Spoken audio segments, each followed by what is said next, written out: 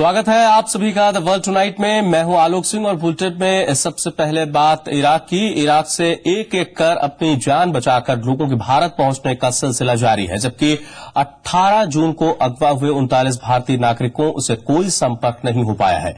हालांकि सरकार का कहना है कि अभी अगवा नागरिक सुरक्षित हैं, वहीं परेशान परिवार अपनों की सलामती के लिए दुआएं कर रहे हैं। इराक के शहरों में हिंसा और आतंकी हमलों में कोई कमी नहीं आई है।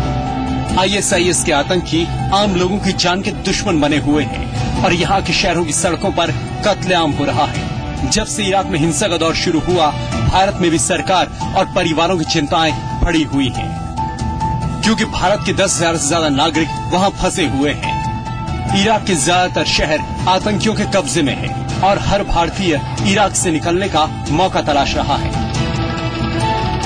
लेकिन हर कोई इराक के बसरा शहर से सकुशल वापस पहुंचे धर्मेंद्र की तरह खुशनसीब नहीं है। धर्मेंद्र के मुताबिक उनकी सुरक्षित भारत वापसी के लिए उनकी कंपनी ने इंतजाम की।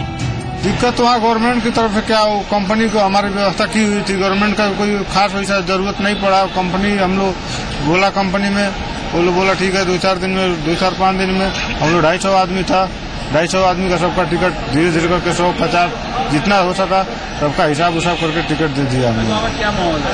माहौल तो अभी दिन पर दिन बढ़ता ही जा रहा है, अभी खराबी है। इराक में आतंकी हमले करने के साथ साथ लोगों को अगवा भी कर रहे हैं। इसलिए भारत सरकार के लिए इस वक्त सबसे बड़ी चिंता इराक में हो रही अपहरण की घटनाएं हैं। बसरा शहर से लौटे एक और भारतीय लखबीर सिंह ने बताया कि हालात बेहद तनावपूर्ण है। देखो, बगदाद में अभी प्रॉब्लम है, लेकिन हम बसरे में थे, हमको कोई प्रॉब्लम नहीं हुई। हमें कंपनी ने टिकट दिया और सबको जो सुविधा दी कंपनी ने, और टिकट देके कंपनी आदमी को भेज रही है अभी पूरा आदमी को। तो हमको तो कोई दिक्कत नहीं है। दिक्कत हो सकती थी, खतरा तो है, खतरे से पहले निकाल दिया, खतरे से पहले हमको निकाल दिया उन लोगों ने। इराक में हालात खराब हैं और सबसे ज्यादा चिंता उन अगवा भारतीयों को लेकर है जिन्हें 18 जून को ISIS के आतंकियों ने अगवा किया था। लेकिन सोमवार को भारतीय विदेश मंत्रालय ने कहा कि अगवा हुए सभी भारतीय पूरी तरह सुरक्षित हैं और सरकार लगातार हालात पर नजर बनाए हुए है। Indian nationals who are in captivity. We have again received a reconfirmation that Indian nationals in captivity remain unharmed. The safety and security of Indian nationals in Iraq continues to be a matter of priority for the government. सरकार ने Iraq में अगवा हुए भारतीय नागरिकों के परिवारों को पूरी मदद का भरोसा दिया है, लेकिन अपनों की चिंता ऐसी है कि ना तो आंखों से आंसू रुकने का नाम ले रहे हैं और ना ही दुआओं का सिलसिला। 9 दिन हो गए, जो भी करना जल्द से जल्द करके बच्चे हटे वापस होने चाहिए। हमारी ये अरदास आके हमारे बच्चों का संदेशा आ जाए, पता लग जाए ਆਪਾਂ ਨੂੰ भी किथे है, ठीक ठाक आ। सानू इन्नी मेहरबानी हो जाए, महाराज गुरु करी अरदास कर रहे हैं। इस वक्त इराक में एक दो नहीं बल्कि हजारों भारतीय फंसे हुए हैं, जिनके परिजनों को अपनों की कोई खबर इराक से नहीं मिल पा रही है। बस हर कोई प्रार्थनाओं के साथ यही उम्मीद लगाए बैठा है कि उनका अपना जहां कहीं भी हो सलामत रहे। ब्यूरो रिपोर्ट, जी मीडिया। इराक में फंसे भारतीयों की एक के बाद एक खबरें सामने आ रही हैं। अब इराक में फंसे भारतीय लगातार वीडियो जारी कर सरकार से सुरक्षित भारत वापसी की गुहार लगा रहे हैं। जिला ऊना के सनी सिंह ने भी जी मीडिया को एक वीडियो भेजा है, जिसमें सनी ने आप बीती सुनाई है। बेटे का वीडियो देखने के बाद सनी के परिजनों ने भी सरकार से बेटे की वापसी की अपील की है। 130 किलोमीटर दूरी है जिथे लड़ाई लगी आ, 130 किलोमीटर जो मर्जी आ सकते ये दसो जी, जो इतने आ जाऊंगी तो बाद की करूंगे, थोड़ा की स्टेटमेंट सुना आपने। यह है ऊना का रहने वाला सनी सिंह, जो इराक में फंसे भारतीयों में से एक है। इराक में फंसे युवक अब वीडियो मैसेज के जरिए आप बीती सुना रहे हैं। सनी ने जी मीडिया को एक वीडियो भेजकर इराक में उनके साथ हो रहे घटनाक्रम की जानकारी दी है। इराक के करावल से वीडियो के जरिए सनी सिंह ने बताया कि इराक में उनकी जान को लगातार खतरा बना हुआ है। वीडियो के जरिए भारत सरकार से उनकी सकुशल देश वापसी के लिए गुहार लगाई गई है।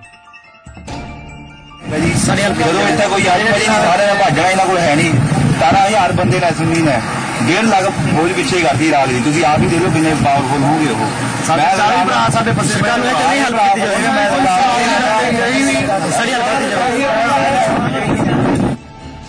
सनी सिंह का वीडियो जब जी मीडिया ने उसके परिवार को दिखाया तो परिवार वालों ने बताया कि ये उन्हीं का लड़का है जो 4 महीने पहले ही इराक गया था। अब परिवार वाले उसकी सलामती की दुआएं मांग रहे हैं। बच्चा ठीक ठाक कर लिया जाए।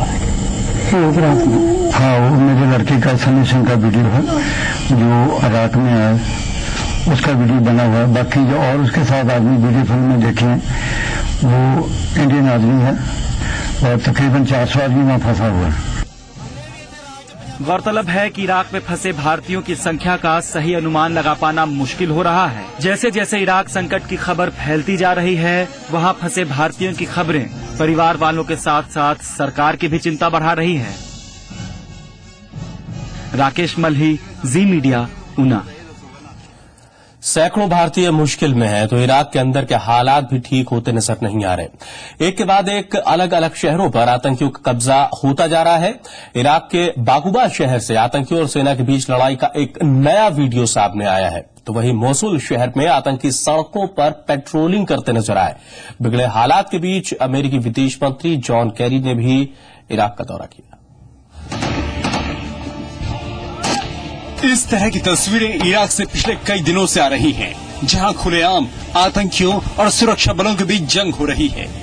ISIS के आतंकियों और इराकी सुरक्षा बलों के बीच लड़ाई का नया वीडियो बाकुबा शहर से आया है। तस्वीरों में देखा जा सकता है कि किस तरह सुरक्षा बल आतंकियों को निशाना बना रहे हैं। साथ ही सुरक्षा बलों ने बड़ी मात्रा में हथियार भी जब्त किए हैं।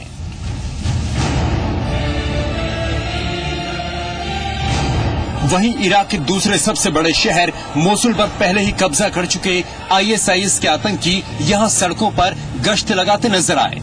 मोसुल ही वो शहर है जहां से आतंकियों ने 39 भारतीयों को अगवा किया। इससे पहले रविवार को आतंकियों ने 2 और शहरों पर कब्जा जमा लिया। वहीं रणनीतिक तौर पर बेहद अहम माने जाने वाले तल अफार हवाई अड्डे पर भी चरमपंथियों का कब्जा हो चुका है, जबकि दक्षिण बगदाद के अल हिला इलाके में बंदूकधारियों के हमले में 70 कैदी मारे गए हैं। दूसरी तरफ आतंकियों ने सीरिया और जॉर्डन से लगने वाली सीमा पर भी कब्जा कर लिया है।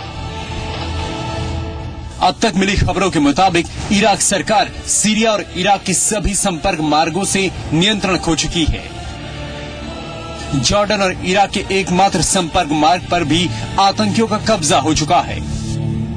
मौजूदा स्थिति को देखते हुए ISIS के आतंकी अब सीरिया में लड़ाकों से सीधा संपर्क कर सकते हैं और सीमाओं पर नियंत्रण खोने से इराक और ज्यादा मुश्किल में फंस सकता है।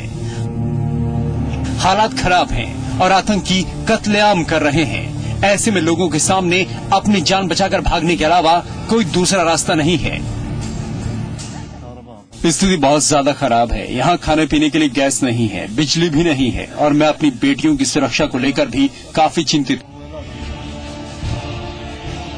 इराक में जारी संघर्ष के बीच अमेरिकी विदेश मंत्री जॉन कैरी सोमवार को बगदाद पहुंचे। कैरी पहले ही कह चुके हैं कि ISIS के आतंकियों की सोच इराक के साथ साथ पूरी दुनिया के लिए खतरा है।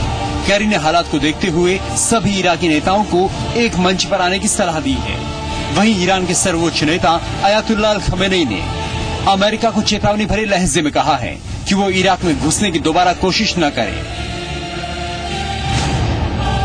पर फिलहाल इराक के हालात को देखते हुए वहां आतंकियों की पकड़ मजबूत होती नजर आ रही है, जबकि लाखों लोग विस्थापित हो चुके हैं।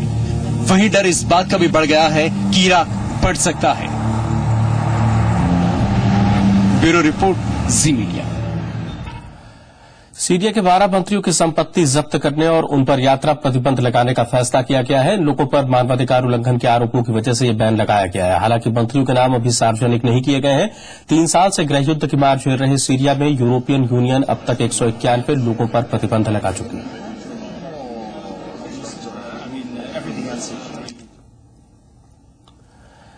मिस्र की एक अदालत ने अल जजीरा के 3 पत्रकारों को मुस्लिम ब्रदरहुड की मदद करने के जुर्म में 7 साल की सजा सुनाई है। काहिरा की अदालत ने पीटर ग्रेस्टी, मोहम्मद फहमी और बाहरे मोहम्मद को झूठी खबर फैलाने और मुस्लिम ब्रदरहुड को मदद पहुंचाने का दोषी ठहराया है। वहीं अल जजीरा के 3 पत्रकारों ने अपने ऊपर लगाए गए आरोपों को गलत बताया है। साथ ही इस फैसले के बाद मिस्र में मीडिया के अधिकारों पर भी सवाल खड़े किए जा रहे हैं।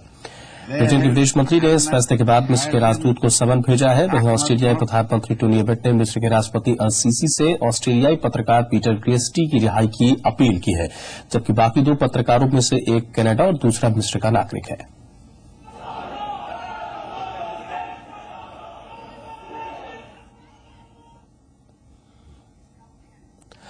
यूक्रेन के राष्ट्रपति पेट्रो पोरोशेंको के एक तरफा संघर्ष विराम के ऐलान के बावजूद यूक्रेन की सेना और रूस समर्थक विद्रोहियों के बीच लड़ाई जारी है। इससे पहले पोरोशेंको और रूसी राष्ट्रपति पुतिन दोनों ने पूर्वी यूक्रेन में शांति बहाली की अपील की थी, लेकिन बावजूद इसके पूर्वी यूक्रेन के कई शहरों में लड़ाई जारी है। वहीं कई शहरों में रूस समर्थकों ने रैली भी निकाली और लड़ाई जारी रखने का ऐलान किया, जबकि खार्किव में यूक्रेन का एक हेलीकॉप्टर क्रैश हो गया, जिसमें 3 क्रू मेंबर्स की मौत हो गई। पूर्वी यूक्रेन में रहने वाले रूसी विद्रोही स्वायत्त प्रांत की मांग कर रहे हैं, जबकि यूक्रेन अपने किसी भी हिस्से को खुद से अलग करने से इनकार कर चुका है।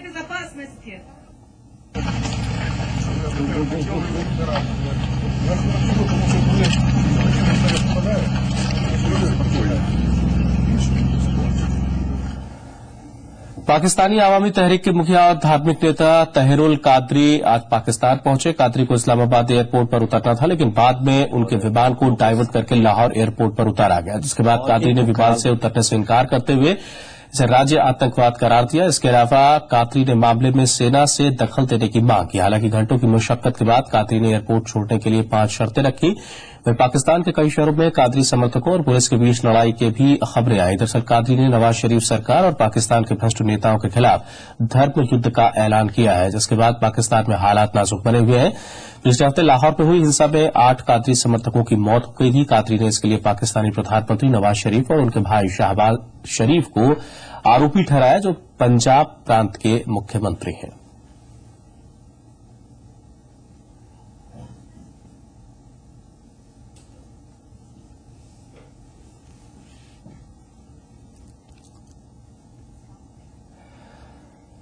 पाकिस्तान के वजीरिस्तान में पिछले हफ्ते चरमपंथियों के खिलाफ शुरू हुई सेना की कार्रवाई के बाद से अब तक करीब 3.5 लाख लोग विस्थापित हो चुके हैं। सैन्य कार्रवाई कराची हवाई अड्डे पर आत्मघाती हमले के बाद शुरू हुई।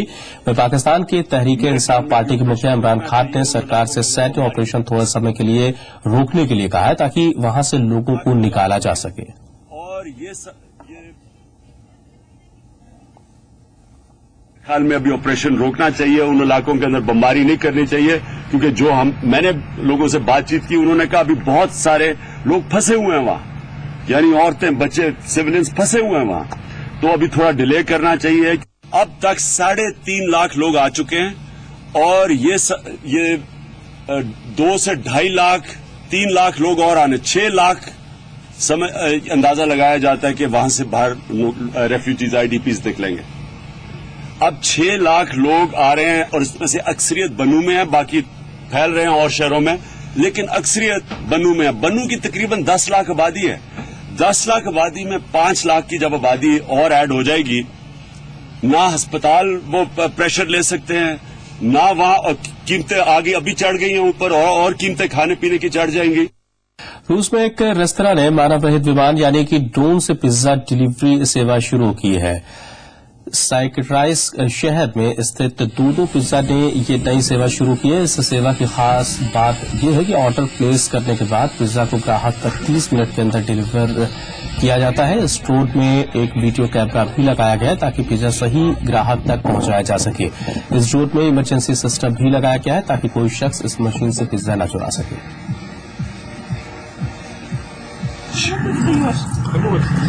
Смотрите, смотрите.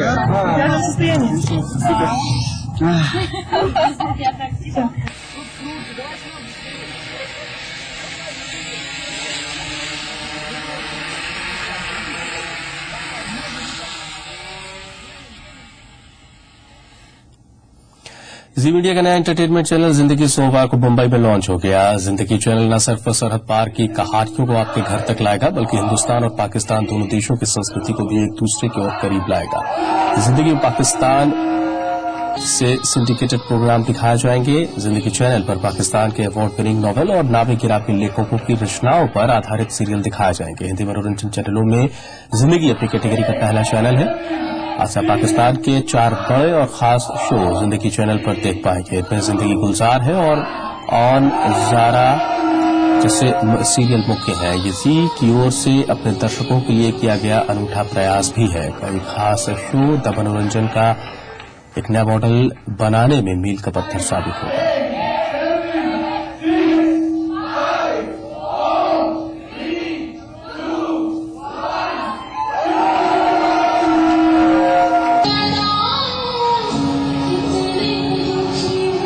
We are trending number 1 on Twitter, so excitement is galore. There is party time happening here, so I'm very happy, very ecstatic. ये तो हम काफी टाइम से बात कर रहे हैं। This is a very very different content जो देखने को मिलेगा, जो अब तक दर्शक रियलाइज भी कर रहे होंगे in terms of the way they dress up, the way they talk. कितना आउटडोर शूट देखने को मिलेगा। There is a lot of sensibility and a fast moving story line जो देखने को मिलता है। So it is fantastic content. Channel तो अलग तरीके से कंसीव किया गया है और इसमें जो शोज हैं वो आप देख ही रहे हैं। आज से शुरू भी हो गया है। हम तो बहुत एक्साइटेड हैं अभी। एक्चुअली अभी कुछ समझ में भी नहीं आ रहा है कि क्या बोलूं, बट आई होप व्यूअर्स को उतना ही अच्छा लगे जितना हमें अच्छा लगा है। और मुझे लगता है कि ये चैनल लोगों के घरों में अगर पहुंच ही रहा है तो धीरे धीरे आई थिंक नेबर्स के नेबरिंग कंट्रीज के साथ हालात बेटर ही होंगे, मुझे ऐसा लगता है। दुलार से प्यार से ये जिंदगी बनाई है और अब हमें बड़ी खुशी होगी अगर दुनिया को, हिंदुस्तान के दर्शकों को ये जिंदगी बहुत पसंद आए। और जितने महीनगिरी से हमने इसको बनाया है, इसको तराशा है, उतने ही प्यार से अगर लोग देखेंगे तो दिल बड़ा खुश होगा हमारा। द वर्ल्ड टुनाइट में इतना ही। नमस्कार।